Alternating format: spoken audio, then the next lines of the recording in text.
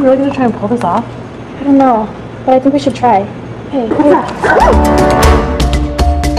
When you say symbol, what are you thinking about? Oh, symbol, stoplight, stop sign. Okay, symbol, something I can see, something I can touch. When there's really deeper meaning, that's where we have this complete lack of understanding of symbolism in our culture. The way that we understand everything in our world is done through symbols. The context and the background of their individual experiences, symbols tend to be used for communication and helping bridge gaps between people. If we didn't have symbols to communicate with each other, we wouldn't even know who we are. I'm a college student, right? I fill out tons of forms for everything. And they're always asking me to describe myself. Financial aid, scholarships, but my favorite are grad school applications. They tell you, in order to differentiate yourself from others, it's important that you base your essay on an in-depth and analytical look at yourself. Are you kidding me? An in-depth and analytical look at myself? In order to differentiate myself from others, I need others to even be myself. I mean, how am I supposed to respond to that? You know, people are always talking about, I'm gonna go on this trip and find myself. Or when you go away to college, people tell you, oh, you'll find yourself at college. No way. We're not finding anything. We're creating ourselves all the time through the symbols we choose to adopt. When we interact with other people, we communicate using symbols, language.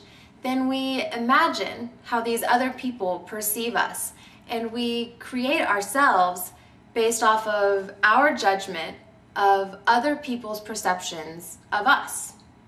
So essentially, we need other people to know who we are as individuals. You know, my mom used to say, you are who you hang out with. And when I was younger, I was like, whatever. But I think she was onto something. What makes us stand out in a crowd? We aren't just born with our identity. It has to develop. Without a social group, we wouldn't have any way of knowing ourselves.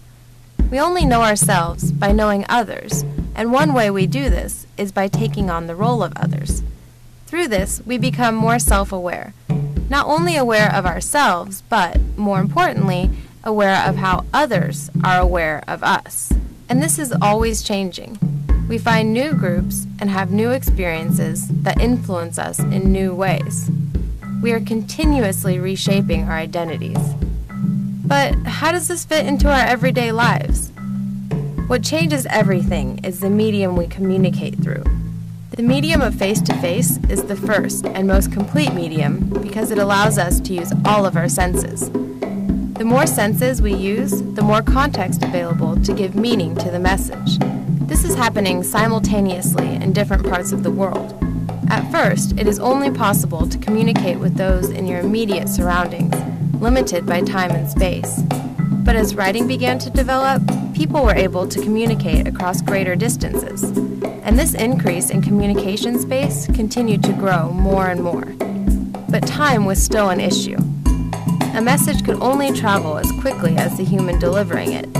This time lapse delayed the response to the message, and sometimes it was no longer relevant. So when the telegraph was invented, messages could be sent instantly, connecting people immediately no matter where they were in the world, and allowing them to share and associate with new information.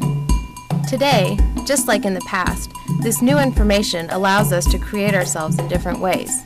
We have more options. We aren't limited by our immediate social groups anymore.